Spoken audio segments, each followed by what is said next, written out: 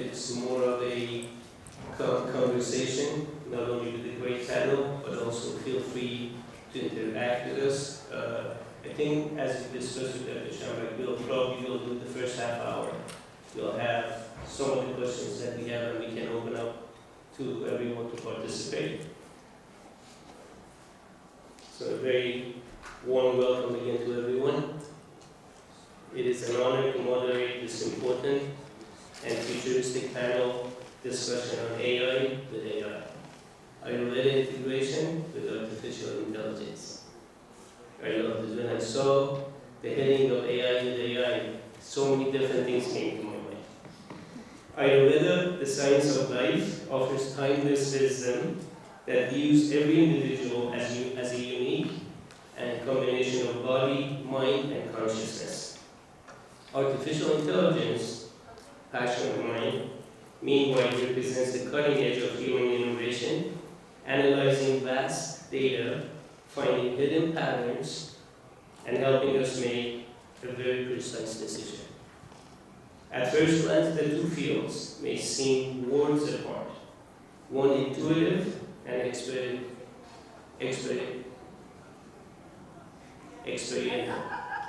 the other one is analytic and digital. At the core, both of them aim to understand the human experience and promote balance and well-being. Today's session explores how AI can harmoniously integrate into Ayurveda, not to replace the human intuition, but to enhance the accuracy, research, accessibility, and of course personalized care. I think I am, but I'll speak for everyone. We're blessed to have three remarkable experts with us, each of them working in the intersection of tradition and technology. And if I miss some of the pronunciations, I think you got used to that yesterday, so I'll do as good as I can. So, Dr. Deshpande, co-founder of Ayurveda Innovations. We'll have their website up later on, so... He is Dr. Aniruddha Joshi. So, we'll have the website up shortly. Do you want to pull up the flyer on the Yeah, screen? you can put it in here.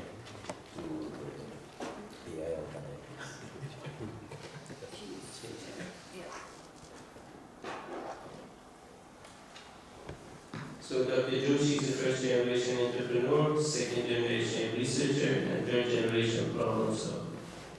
Great AI and Ayurveda, 3 generations of information. Dr. Jim Pepper? Yes. Nope, not a doctor. No. As cool as that Dr. Pepper name is. Ms. Pepper. Thank you. Co-founder of Ozer Health. And ozerhealth.com, again, we'll have it up. Some of the website information we'll have available again for everyone to share and be able to get. And yesterday you heard about Dr. Sharma, Ayurvedic physician, professor, integrated wellness educator. So I'm going to try to keep this as short as we can on my side at least, open it up to a lot of conversation from our experts. I'll open it up with some conversations and some questions, and then you let me know how we go.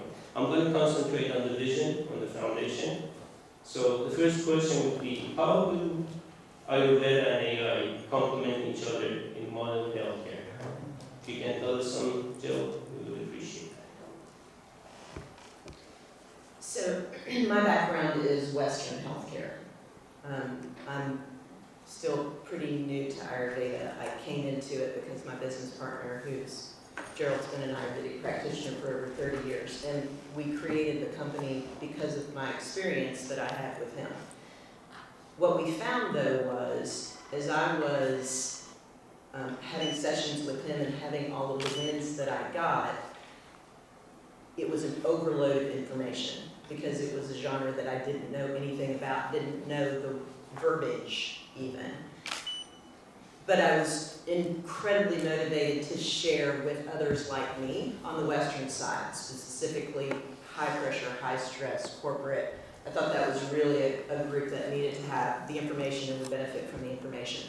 But it was so much information, and it was so incredibly outside of my realm of what my normal knowledge would be, that what we found was AI was able to take all of that vast knowledge and boil it down in verbiage that we trained it to use that would be familiar to me.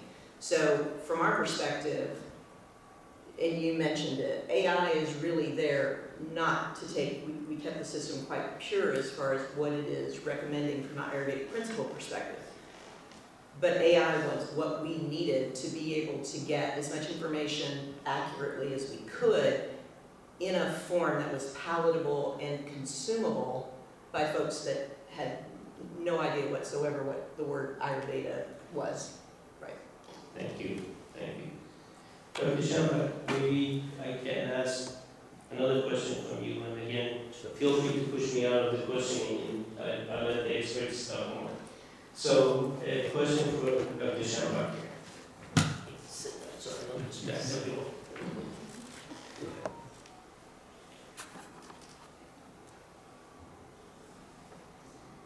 When you look at Ayurveda, how can AI improve the accuracy of Prakriti and Vikriti assessment?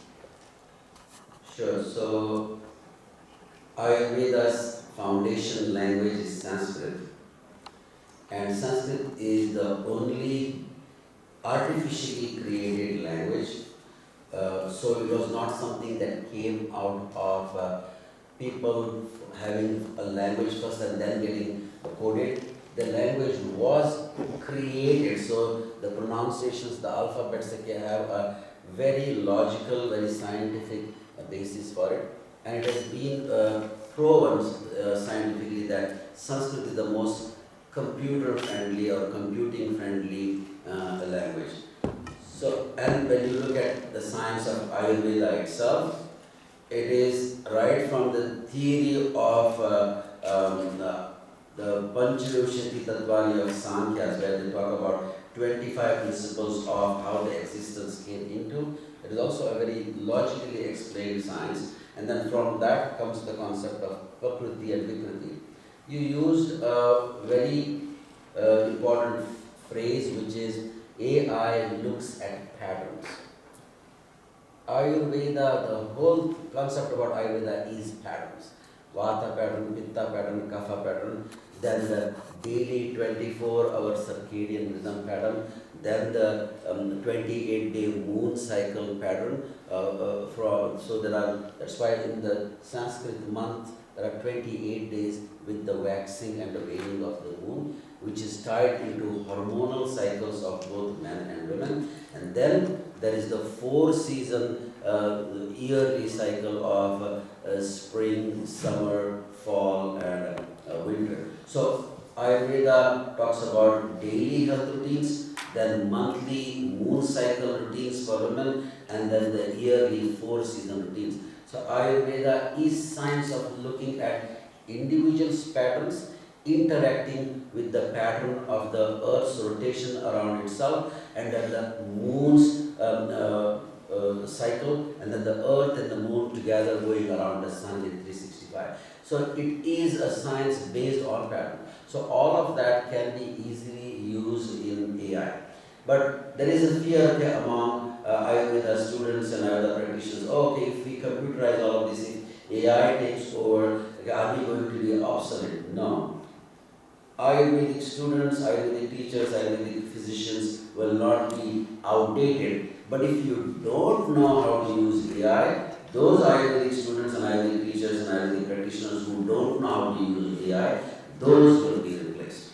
One thing, as the AI is growing more and more, so is natural stupidity. So there's on one side artificial intelligence, and on the other side is natural stupidity. So though we have all the information about health and wellness, we continue to make stupid choices. Whether what is happening with midday meals at school, is all loaded with sugar and white flour, and hormone laced dairy. So right from the school age to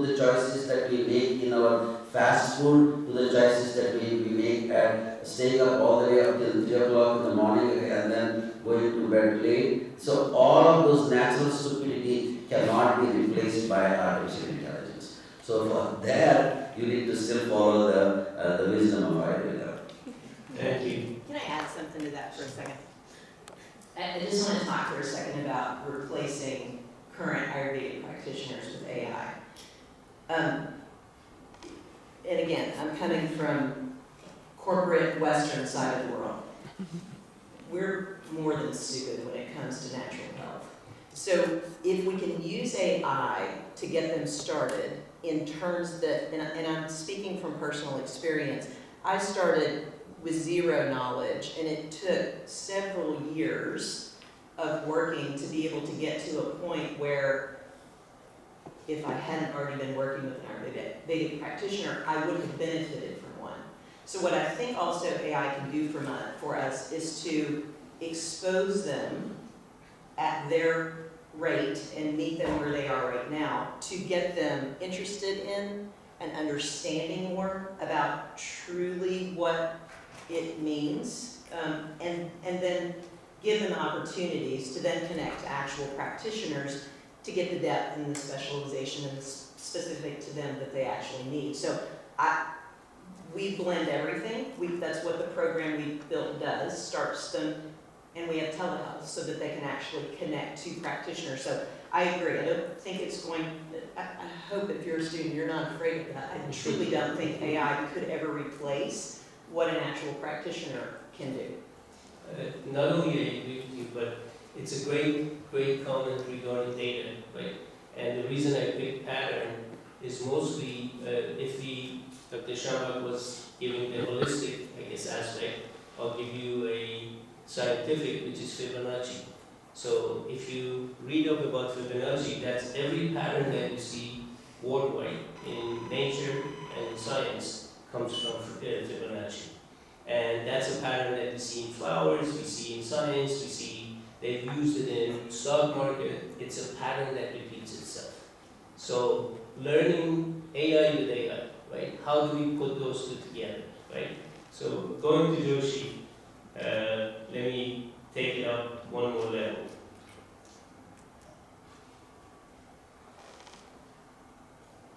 Are there practical AI tools already supporting Ayurvedic clinicals? 3 generations more, right? There's one on the table. You walk into the line. Good morning, everyone. Very quickly, let me first give my background. I'm a computer engineer. I'm not from medicine background. Due to personal experience of my dad, I got into the Ayurved field. I did my PhD from IIT Bombay in data analysis, working on the Nadi Pariksha. So it was a completely, technology-enabled Nadi experience is what I worked on. And eventually I developed something called Nadi Therapy. So are there any tools? One of them is right here. What we have essentially done is we have made Nadi Pariksha objective. So now it is quantifiable, it is measurable. I run about 1,600 clinics in India. We do 500 patients a day. And so far we have done 100,000 patients in India. There are many tools. When I was doing my PhD, the first ever database tool, let me not call this as an AI tool, was Ayurved, developed by CDAC, which was based on a huge database of Ayurveda. You ask questions and it will give back the answers. Currently, the Ministry of Ayush is working on a variety of programs, softwares, and so on. Similar to Nadi, now there are so many other Nadi machines, tongue tools, and so on in the market. So yes, there are quite a few solutions to make Ayurveda simple in any language they want to use this in. And again, I will say that just to add the replacement, any medical device you develop, it does not replace a doctor. It always helps the doctor and completes the ecosystem. This is what I always think. Thank you. That's a lot of information when we look at preventive wellness, right? So wearables, mobile technology, when we talk about AI, looking back at least some of my own experience, when we used to talk about internet and about digital marketing, everyone who did as simple as creating a website said, I'm doing digital marketing, right? So today we look at everyone who's in AI, in their own field, in their own vertical, in one way or another they're talking about AI. So some of the things that are not being discussed are obviously mobile technology, wearables, and how we use this vast data. So I'll let Dr. Shamak take it from here, but the classical Ayurveda formulation and the herbal interaction and AI is something that fascinates me. How would you take those three? And if today you had all the tools, because AI keeps regenerating, and the last time I looked at it, it was going to kill itself and it was going to stop the development because the second generation was saying that the first generation is useless and they knew better. So please dig in a little bit more on those three aspects. And you got all the data, you have all the innovation, you have all the expertise. How do you bring these three together? And for me as a end user, specifically if I'm having a health concern, how would I go about finding you guys? How would I bring myself to learning more about it? And what is it that you would do if you have all the potentials and all the time and money to go forward from here? So you three have joined already. I'll continue from where Anil Joshi left. He developed this whole technology of doing pulse examination and being able to record that data. And he said 500,000 patients is what they have been helping with this in so many clinics in India. The whole concept of Ayurveda is you evaluate the patient by darshana sparshana prashna, means by visual inspection, by touch, which is where you are examining, and then by history taking. And AI can participate in all of those three. And then there is also the 8-level examination, which is Nadi, Mudra, Mala, Jiva, Shabda, Sparsha, Driga, Akruti. So there is the 8 levels of examination. So what Ayurveda says is that a physician or a practitioner or an Ayurvedic doctor, whoever is doing the evaluation of the patient, should use all of their 5 senses.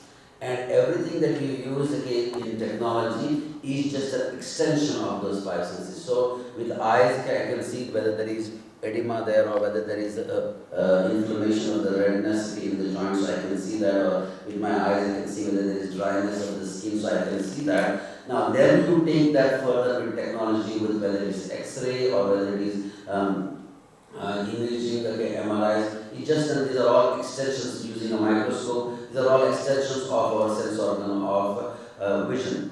Then the sense organ of hearing. Earlier, physicians used to actually put their ear on the tummy of the patient. Then they started using a cone to listen to the heart. And then later on, the whole stethoscope came. But now we also have the ultrasound again to get the sound feedback. So all the technology is again the extension of the sense organ of hearing. What Ayurveda has done, which is he has taken the sense organ of touch further, where a physician used to feel the pulse with the touch. Now you can do that with the help of the technology. So it is all senses being taken further. Now, in all of this, even in history taking, where we sit and take the history, AI can play a big role now, because you could just send them to a link, and then the patient would fill in all of their information sitting at home, and then that information can come. They can wear wearables, like whether it is I'm wearing a eye watch, or there are the aura rings that go around your finger, and then there can be various types of monitors. For example, somebody uses a glucose monitor, that information can be transmitted to the nurse or the doctor or the practitioner, and then they can analyze the data, see the patterns of heart rate, the patterns of sleep, the patterns of exercise, breathing patterns, even brain activity patterns. All of that can be traced with the help of AI. That's a great point. So if I can specify one thing, and then I'm gonna come to you, Joshi. So talking about internet, again, as everybody started using internet, all the information that was on hand, to make it digital, and the right word would be digitization, right? So by digitizing all the data and all the information, internet level, right? So now looking at Ayurveda, how can we use that pattern of digitizing? We're picking the word that I'm having difficulty. To digitize Ayurveda and take the traditional knowledge, obviously you've had challenges. How would that affect what challenges did you have on bringing it to the consumer, to the patients and clinical side? And what was your experience on the hardware side? Because if we can digitize Ayurveda, to me, that's the beginning of what the internet was. And that's where we can move forward to a lot of development, take all the data and all your experiences. So, yesterday we heard Dr. Anushi was talking almost the same thing, that we need to standardize Ayurveda using digitization. Ayurveda itself is a very personalized art. So when I sit with various doctors back in Pune, do we really need standardization is the first question which they ask. The beauty of Ayurveda is you look at every patient, every person in a different way, and so there has to be something like personalization in standardization and standardization in personalization. But then how to define it, because it's an art. There is no PQRST of annotations. There are no ground rules. Talking about pulse, there are so many Guru Shishya Parampara, and every Guru Shishya Parampara has a different way of feeling the pulse, explaining the pulse, taking the pulse, explaining the pulse to the patient, explaining the pulse to the Shishyas, and so on. So when we started doing this, digital Nadi Parisha, yes, there were many challenges, right from the Ayurvedic doctors to modern doctors to us, data people, how to combine three different knowledge bases together to eventually present a simplified format, to the normal consumer. That if I get 2 minutes, let me explain my challenges history. When I did my PhD from IIT Bombay, the first challenge, even though I had a paper and about 7 papers, my PhD degree was challenged because I worked in Ayurveda, and Ayurveda is not considered as science. So from technology institute point of view, my PhD was challenged. So at that moment itself, I decided that I will do this from science point of view, which is the language of numbers, comparison, reports, and so on. So that was one. When I started with this, doctors, Ayurvedic doctors, many doctors really do not know how to do Nadi, so how to sell or how to explain the product to them. So education was a different level of science. When we started with clinical validations, whenever you go to some hospital or even Ayurvedic college, because this is an art and this device is not certified yet because there is no body to certify a machine, because there is no ground truth, the research was not possible and so on. So there were a variety of challenges. Thankfully, there were many early adopters. One of them is sitting next to me. There are a few in the audience as well who started using this. You started creating the data.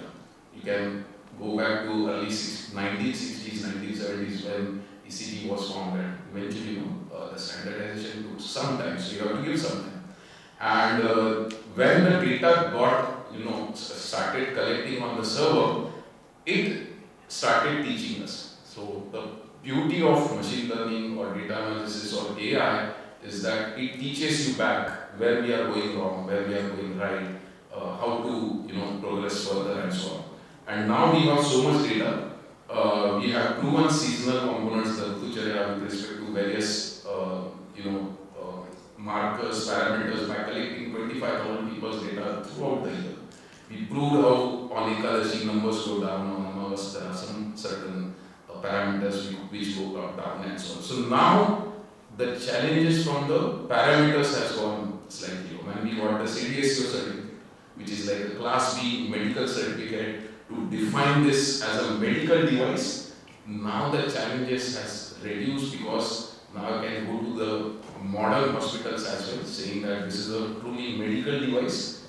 It's not a pulse device, it's not an Ayurvedic device, it's a device which is collecting data from this particular location. Hey, we want to compare this with blood reports and create comparisons with respect to diabetes, hormonal, and so on. And now, so 20 years ago the risk was different, 10 years ago it was different. Now I think the journey will be slightly different, slightly easier, is what I feel, but of course the challenges keep coming because AI is tricky, it's not as simple as it seems. So let's see. Thank you. Jill, if you want to tell us a little bit more about those challenges and also how can you bring in ethics, education, and the human element together? Looking at what he was talking about, looking at your experience of the medical side, and also coming into holistic, trying to make sure that all of this balances. Yeah, that is a challenge.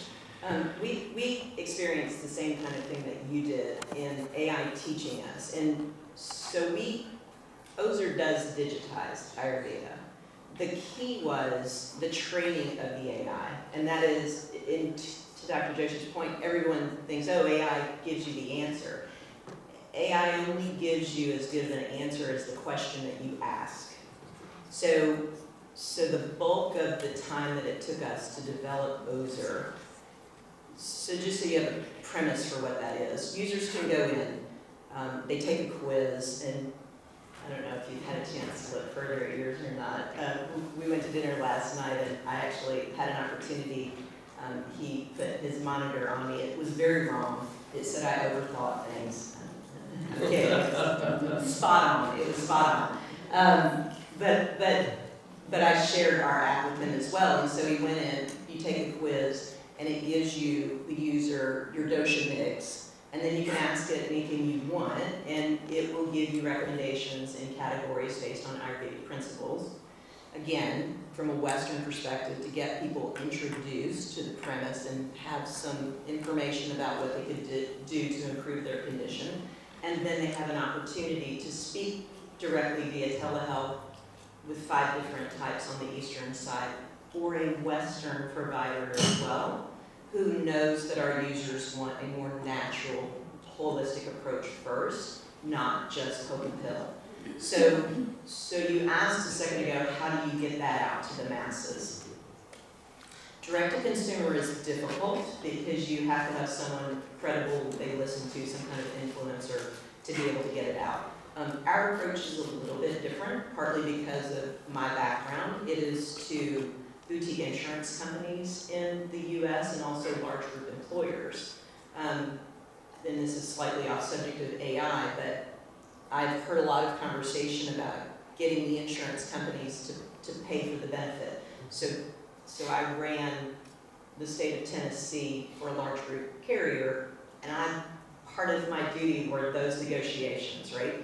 So what I can tell you is you will not get compensated the value until you create the demand. So going after the boutique insurance companies and going after the large group employers is a quicker way to a large population experiencing Ayurveda. And Dr. Joshi and Maha and I, we actually had the honor of being with Dr. Frawley last night, said we have a very small window right now so that the companies and the employers who want to use it as a marketing piece, as a differentiator for themselves, or as just the right thing to do, those will be the first adopters, and we're luckily in process and down the road with some of those.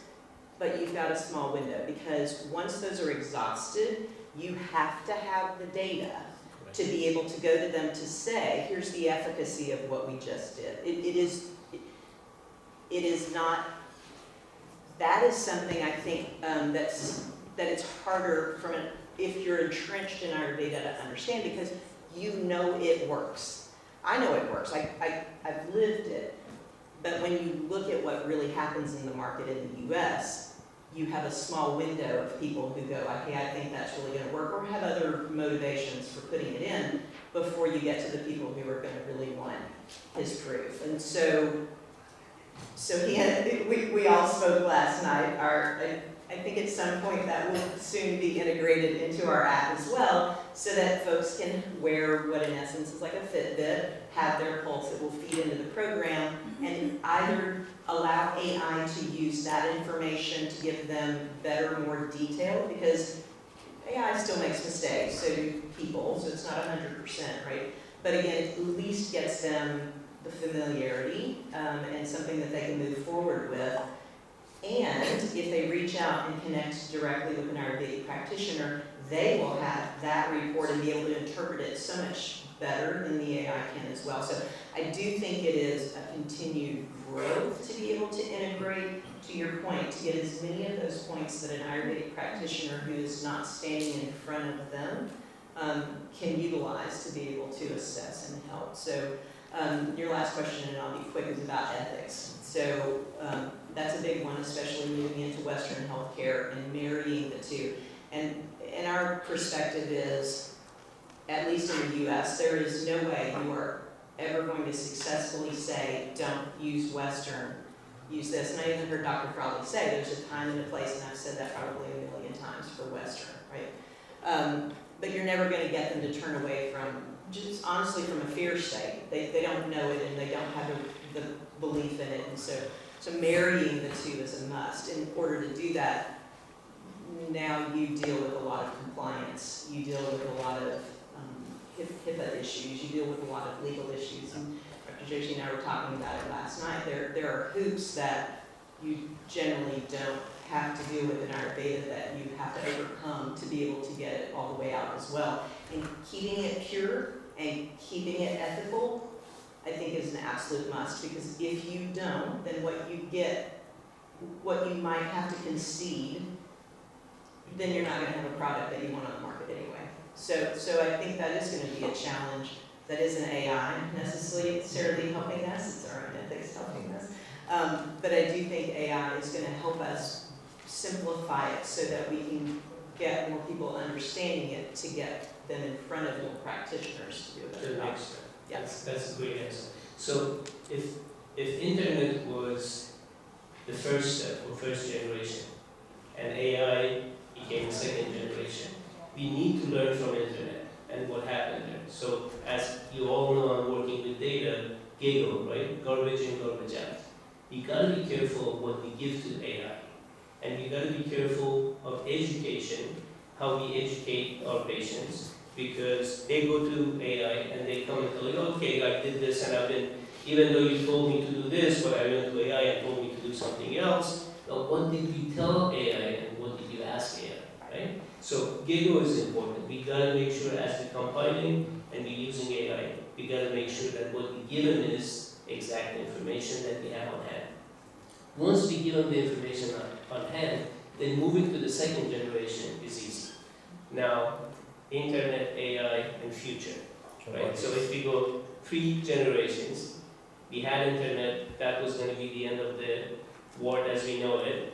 Now AI is the end of the world as we know it. Neither one has happened or is going to happen. Robotics is the time. Robotics, is the correct. So future. So I'll change the subject a little bit. Maybe we can use another 5-10 minutes on this discussion and then open I up. have a couple But, comments on yeah, this so one. So, future question, and then I'll turn it to you, would be, to all of you, AI is the next generation of work that's being done now. What is the future? How do you see AI, Ayurveda, and the future of the two of them separately, and hopefully combined? That we know it one will not replace, but we can go from there and do some openings. I see AI being used in all aspects of Ayurveda. First is learning and teaching. AI is very helpful. At our Arya University, we have offered courses, and many of the course material I have used AI to prepare it. And in fact, I say I'm going to teach about, say, daily routine, and give me simple questions they can ask suggest me interactive exercises that can be done. Yeah, tell me a joke about me, and my AI just helps me in preparing my teaching material, and then it also helps me in creating my slides. So I've been able to create very systematic lesson plans that will help out. Yeah. Research-wise, I wish you were next to me at Pune University 40 years ago when I did that. Like I was discussing while talking to David Fall yesterday, we had 280 acne patients that we were treating in a double-blind placebo-controlled crossover trial with Shankabhasma. And at that time, we had so much of history and data points to take on paper, and then do their evaluation of their acne and their grading, look at their daily routine, their lifestyle, their diet, everything, and then enter all of that data, and then finally the result of crunching that data manually we did it. We proved that 67% of Pitta predominant people were getting relief within 5 to 6 weeks by using Shankabhasma internally. That was the conclusion we came. But so much had to be done manually, and I wish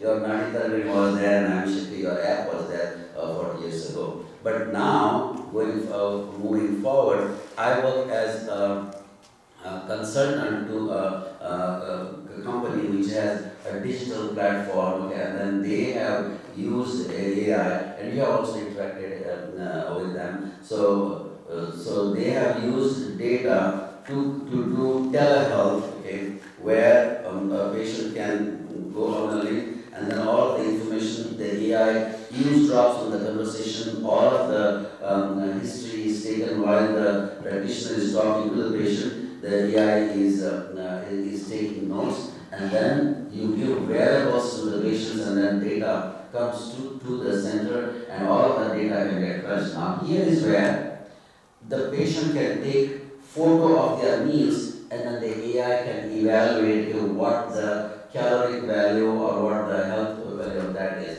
Similarly, you can give app to the patient, and if they are, they can just take a photo of the herb, okay, or the bottle, and then the AI gives them information about indications, contraindications, dosages, how much duration, information, not prescription. It just educates both the student, the doctor, and the patient. Also, there are AI apps now which you can point at a plant, and then it tells you, okay, what the plants, okay, Rasa, Gura, Viri, Vipaka, Prabhava, all of those pharmacodynamics are of that particular herb. So AI can do so many things. You asked about ethics. I'm worried that there is still, as I said earlier, there is no AI solution for natural stupidity. Artificial intelligence is not going to cure natural stupidity. And along with that, the greed that can come, which is commercializing, using, applying Ayurveda commercially. So I told this joke in Las Vegas 9 years ago. Is that because Las Vegas is the very fast city, right? You can get married when you're drunk in the evening. There's an instant marriage chapel there, and just few feet away from there is the next morning. Once your alcohol hangover is there is a divorce ceremony right there. Both you can do drive-through. There's a drive-through marriage chapel, and there's a drive-through divorce one. So I was thinking that the greed in Ayurveda, if people want to make money, I could see a drive-through Shirodhara, almost like a, so I was saying that you will use robotics where you just drive through, you open your sunroof, the arm comes in, okay, it drops a plastic around your head and all, and you just tilt your head, and the arm does your Shirodhara with the robotics. Okay, it could be a, so, and I'm not joking. And I'm not joking. If we see wine yoga and beer yoga and gold yoga, because of the greed in that industry, the greed in Ayurveda can easily take you to drive through robotic Shirodharas. Just wait and see, it's going to happen. So here's a joke for AI, then I'm going to ask all three of you to do a closing because I'm sure there are a lot of questions. And this is one conversation that Dr. Rupali will beat me up, but if we go over, even though I'm supposed to keep time, I'm sure nobody's gonna mind. But here's a true experience and a joke. I have a lot of conversations with AI. We're developing products right now on AI. We're working on portals. My background of engineering and working in the public arena, being Fortune 500, I'm bringing it to Ayurved, thanks to my wife. So, but here's the thing. I had a conversation with AI, and I asked them, famous saying of John Wayne, if you have to talk about one thing John Wayne said that everybody repeats is what? You can't fix stupid, right? So I asked AI, said, can you fix stupid? I'm still having that conversation. Believe it or not, I'll share it with you. So I'll let you close. I greatly appreciate your time. I want to turn it You into. have 10 minutes. We still, yeah. So I want to open it up maybe to conversation, but Can I have a small comment on the future? not only about a comment but also closing. And then I'll be quiet. You can wrap this up, and then we'll open it up for a conversation with the group also. Please. So, as an engineer, I see future of AI and future of this. I will truly getting integrated into the mainstream. I see that future happening. That's the main future I see. That's the main future I'm working towards. A patient is walking, his gait analysis is happening, face is getting captured, tongue getting captured, nadi is getting captured. All the questionnaire and other things which Shamba just talked about, the report card is getting ready. Before the patient gets into the table with the doctor, the report is ready in front, similar to how a typical allopathy-based consultation happens.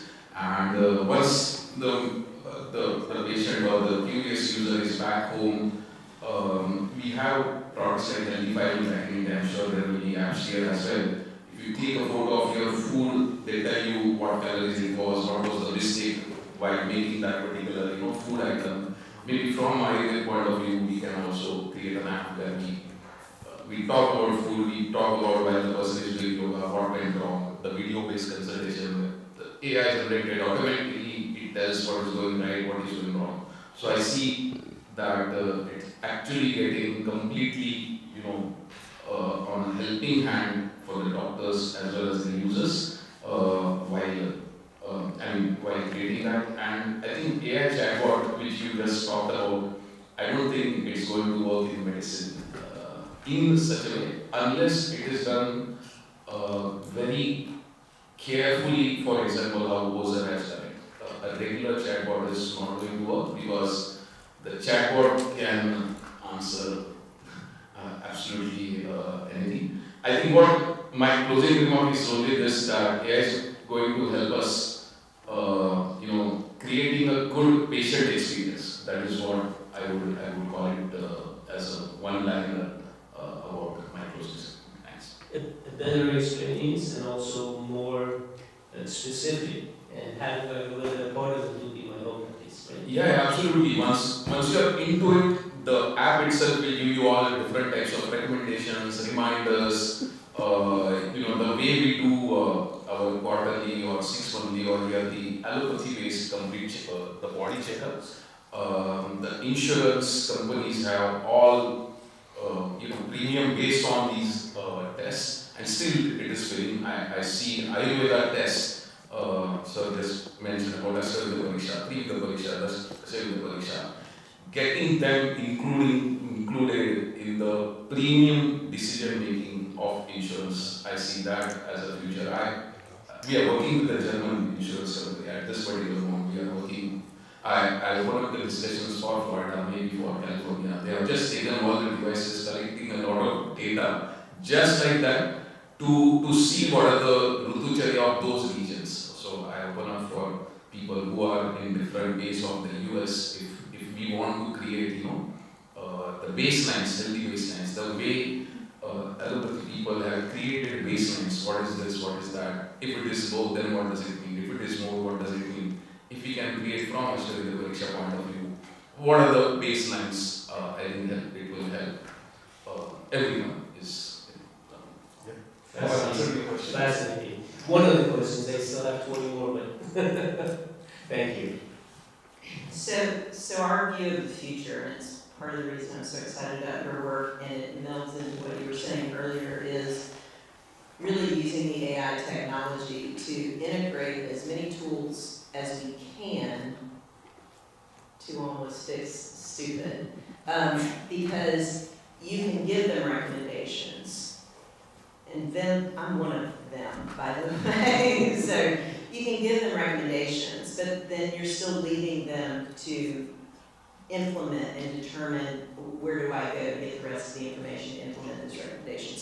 So I think we have to move past that in the future. We're working with a company in Dubai that has facial recognition, and it can actually measure the skin tone change and things of that nature. I think utilizing that to be able to get additional information into the system, give it to as feedback to the user so that it helps with their motivation, it helps them understand.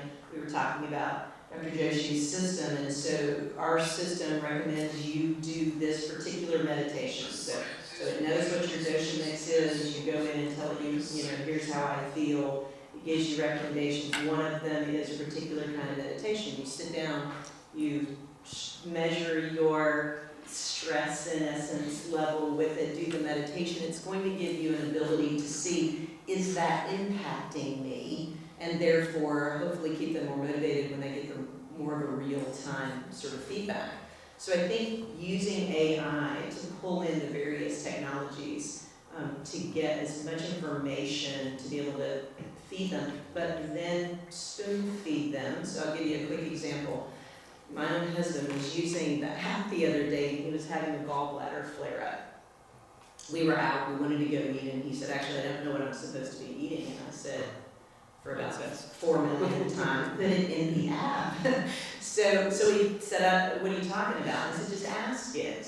And so he was driving, so I took it and said, hey, I'm out, and it already knew he was having gallbladder issues, right? So I said, I'm out, I'm looking for something to eat. Here we have this restaurant, we have this restaurant, we have this restaurant.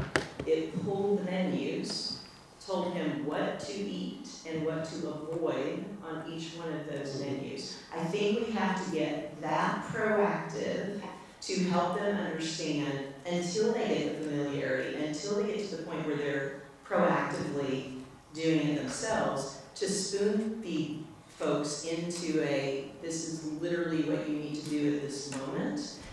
But that takes an incredible simplification because they're just not going to exert the effort until they know it actually works.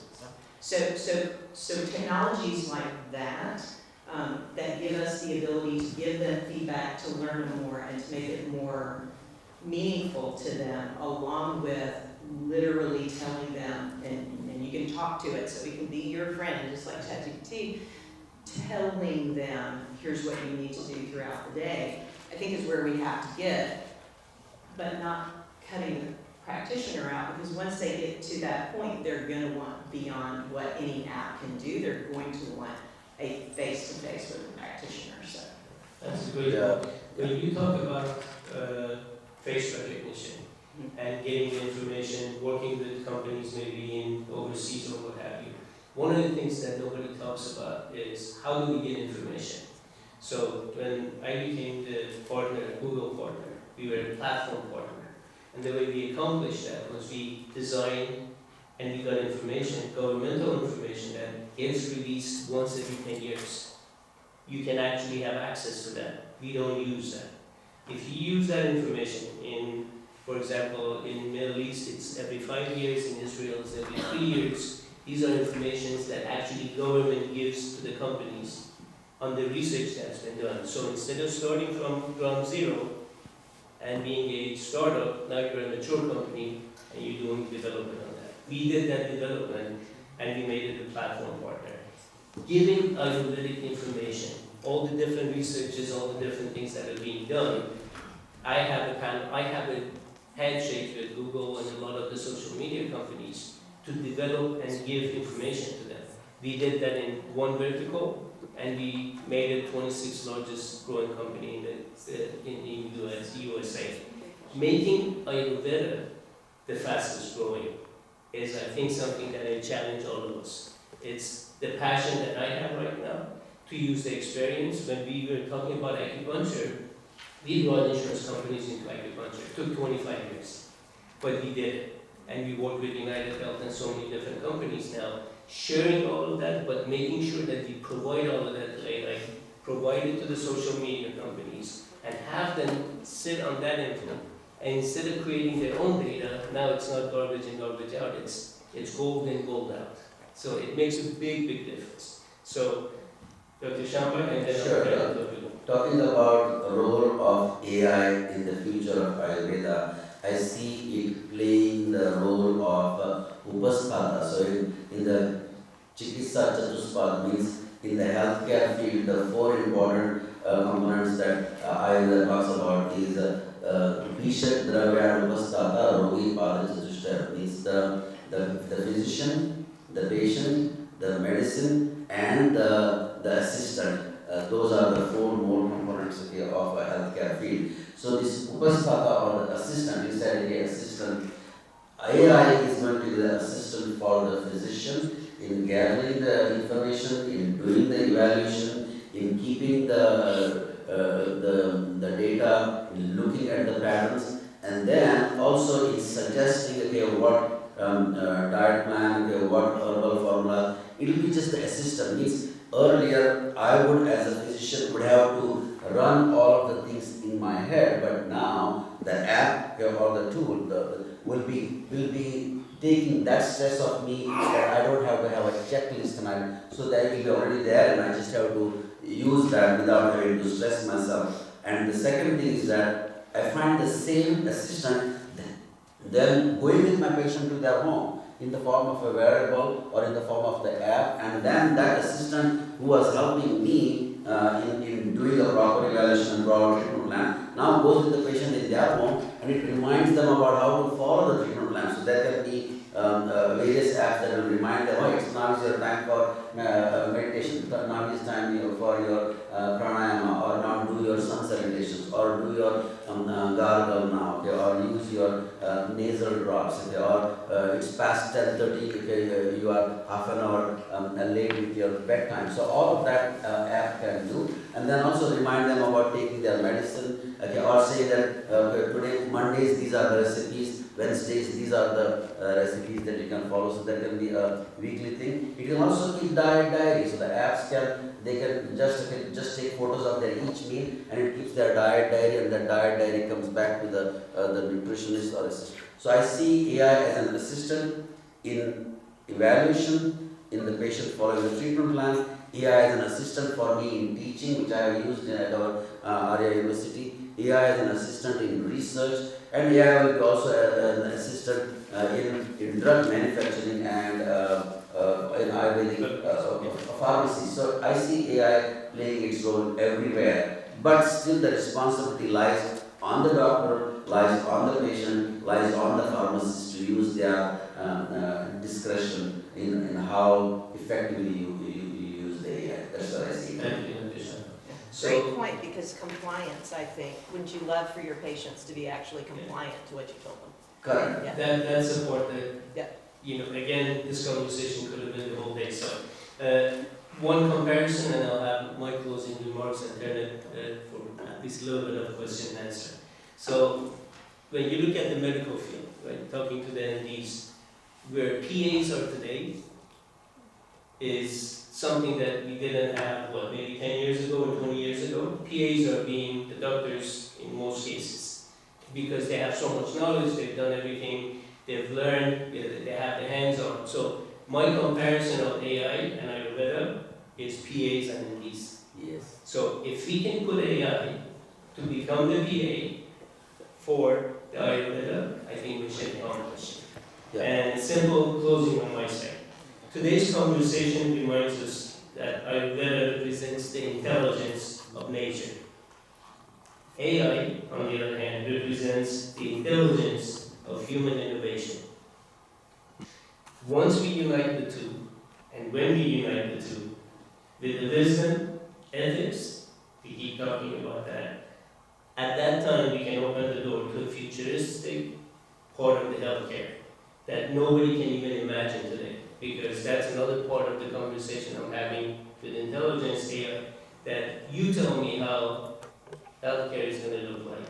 You tell me what you see for Ayurveda, and it keeps coming back, and it's an amazing conversation. I can't thank you guys enough. It's an honor to be able to moderate this, and I'm going to open it up with your permission to questions. And Dr. Rupati will give me a little bit of leeway, and the course eventually tells me otherwise. Dr. I will come to the Rupati, questions right from there. So I'm going to use this one for the questions, and I'll let. Thank you. Thank you. This is more of a comment than a question. So, I sat through the whole session. I'm all for technology, But at the same time, I want to say that yes, AI is great in multiple areas, but AI, it's hard in the medical field for AI to take over a human. The human, a human is should have the final say, because oftentimes AI recommendations may or may not be true depending on how one evaluates the patient. So what I want to say is, yes, AI is great, artificial intelligence, but AI, Ayurvedic intelligence, should be above that artificial intelligence. And also, we also have to remember that, with a lot of dependence on AI, we also want to make sure that our neuronal connections are not getting cut.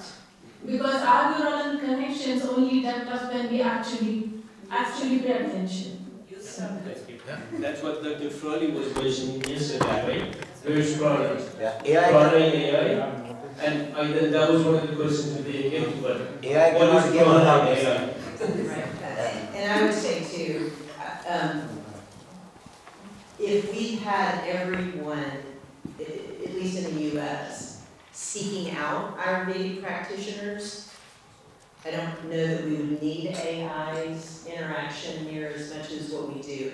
I really think the tool that AI can help is to get enough understanding and knowledge out there that they do seek you out. So I 100% agree. yeah.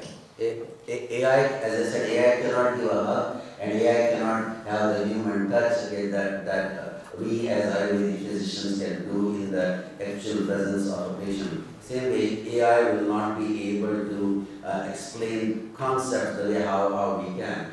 Just the other day, I was using a simple sticky notes to explain the concept about a healthcare field. I don't think AI can do that kind of actual three-dimensional type of teaching or explaining concept. So there are limitations without any doubt. So you're absolutely right. AI can make mistakes. It does make mistakes. So once when Google Maps was launched, it was making a lot of mistakes. It gets trained. It takes time, but eventually it starts giving better answers. But still, it doesn't know the roadblocks, sometimes accidents, and still it makes mistakes. So you have to use your human intelligence beyond what the machine or AI or app or whatever is saying. But it's definitely a good guidance system, that's for sure. Again, I would repeat that any machine or a medical system or a medical app cannot replace a doctor. Patients do not trust machines. Patients trust doctors. But to cater to millions by a handful of doctors, I think we need more assistive hands. So that's where some tools always help. That's a big question. I'll share a quick joke. My son is 28 years old. He lives in Manhattan, miles away from our home. So my wife, his mother, tracks him on his app. Okay? Now she thinks that she's using AI to track him. What my son does is that he leaves it in the library, his phone, and then he goes around and whatever it is. So my wife thinks that he's in the library, but this guy is all over because he knows how to trick the AI. Okay? So humans can always be 10 times smarter than AI. Go ahead, Dr. Lokandi. So I have threefold question. One is fundamental and two applied one. To Mr. Doshi, in Nadi Tarmini, that we have a clear definitions of certain terms in Ayurveda, like Dhamani and Nadi. Now, we put Nadi Tarmini on Dhamani, but we are trying to qualify the Nadi. So how does that go?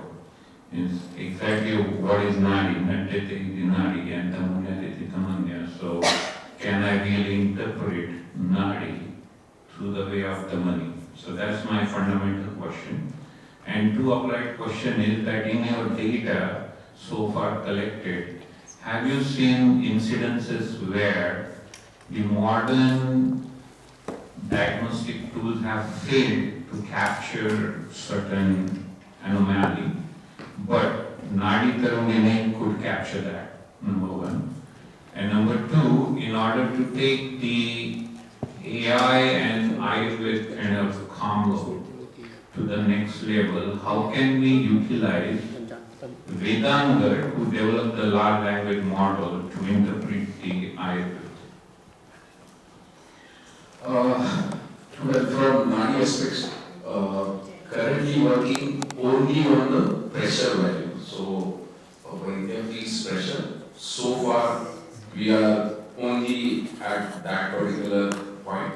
There are various areas of pressure as well, whether Nadi is available only on the superficial level or there are 7 layers. Then some areas we only at one fingertip, 1 point, some feel at 5 locations. I met a couple of volunteers back in India, they feel 9 locations on every fingertip. So in totality 27 plus in between 333. I'm working with a doctor from South India to create a complete 3D model of the human being based on 27 plus 12, which is 39 pressure points of pulse and so on. So it's very complicated. I think this is just a starting point. What we have done is we have used 3 piezoelectric pressure sensors. We are keeping on the wrist. They are at the moment recording the pressure. They are storing it. We are analyzing. This is, I think, best starting point for manipulation. A whole next 20 years are ahead to create multiple pressure points, multiple pressure levels, including Dhvani to it, including the temperature sensor. I don't know the temperature of Ayurved and temperature sensor is the same concept or not. We have to go slightly deeper into that. So including a lot of sensors at just this particular location when Vaidya closes his eyes and sees the Nadi Pariksha. I know a doctor who presses this particular point before taking the Nadi Pariksha. Some doctors do like this, close one particular point, choose the next point. So there is a variety of ways to do Nadi Pariksha. We have started with one. We are collecting data with one, and I think it's a good start.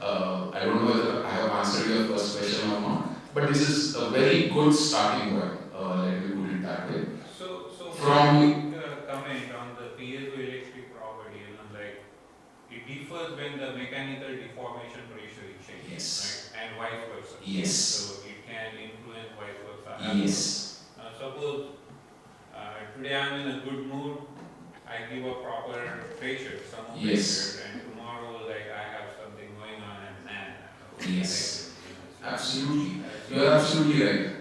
but my question is that the Dhamani, the pressure is Yes. not is different altogether. Completely different. So our Vedanta used to say that this is mana chalik, man chalik, the mind signal. I'm still working on the heart signal. I'll go to the man maybe 5 years down the line, still collecting the heart signal from this particular location. Let me put it that way. It's too early to comment on the levels Ayurved has written in the scripts. As an engineer, I understand a bit. I sit with doctors who understand more. So it is human intelligence who is driving my data analysis or AI. There is some here in Nadi Tarani, I won't say the whole AI world I have used yet, but it's sufficient at the moment. The second question, the answer to your second question, currently we are doing a lot of comparison with respect to allopathic measures and this particular measure, we have really good results. The only experiment we did differently from the allopathic base was the Nov9 pariksha. We did a lot of experiments with respect to, there were people in one particular room, we did Nadi pariksha, there were their relatives sitting in the next room and so on. We asked questions there, we asked questions here, we did a Nadi pariksha here, and we tried to find out what they are saying using this particular knowledge, whether these people can be messengers of that movement and so on. That experiment was it was good successful, not very successful, good successful. That's the only thing we have done which is, which I can say that something which was different from Ayurvedic, from the allopathic measures. We are yet to say that this particular measure from blood report said, hey, this is some kind of diabetes, and Nadi is saying, out of these 22 pranayams, this is this particular pranayama, this particular pranayama. We are yet to reach there.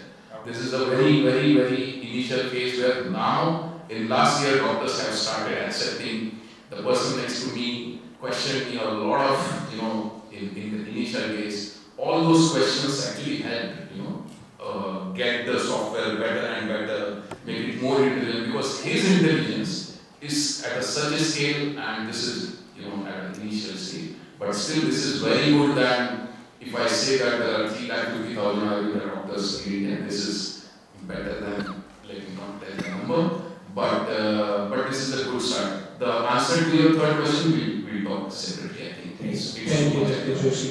Dr. Sharma, we have one more question. Everybody has given me the point and go on. So after yours, quick thing.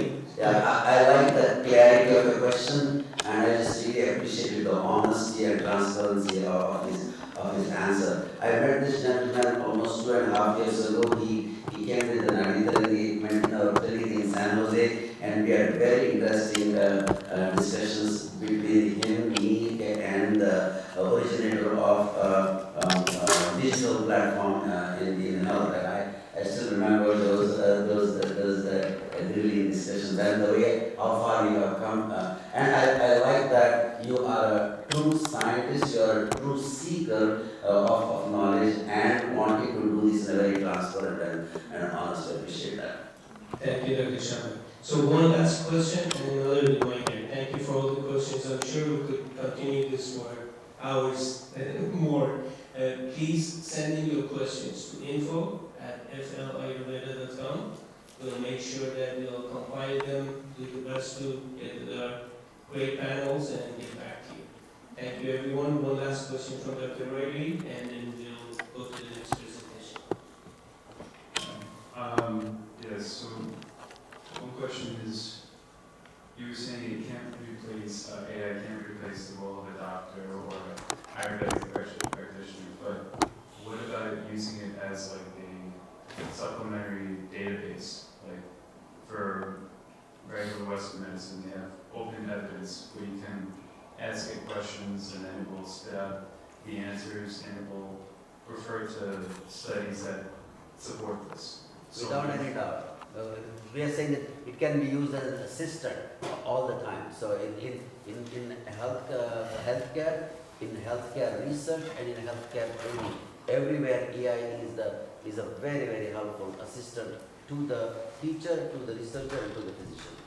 So do you think that one is in the works where you might have like a language learning model, like open evidence for Ayurvedic practitioners where they can use this as a resource and have it sort of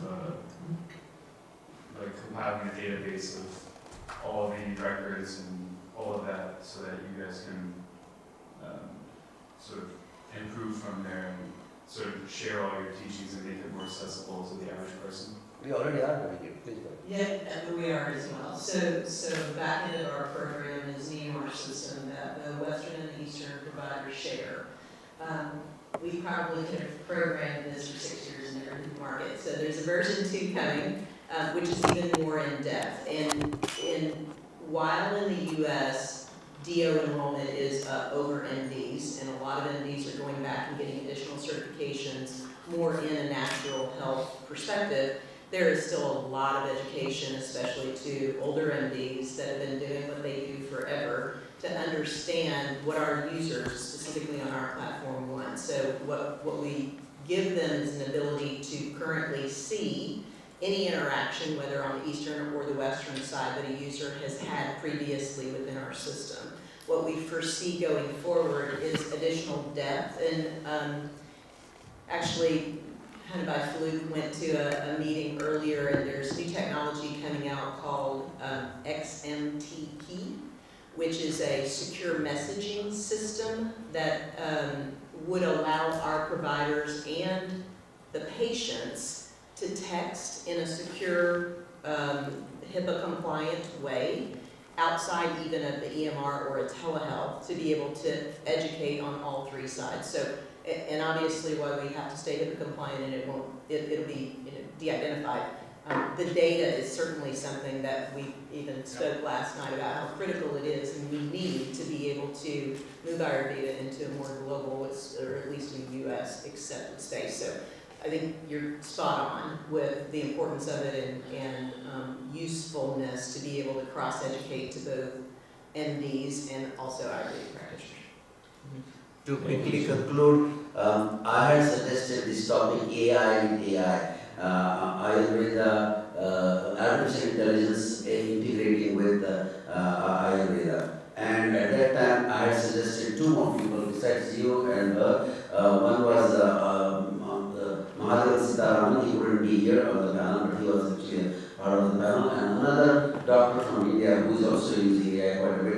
His name is Abhishek Lalla, and he couldn't be also here. But otherwise, we would have had even more interesting discussion along with this. So I'm glad that there are a lot of questions and comments, and then thank you to both of my panelists again for presenting amazing information. And thanks to Sia, you did an amazing job. Great.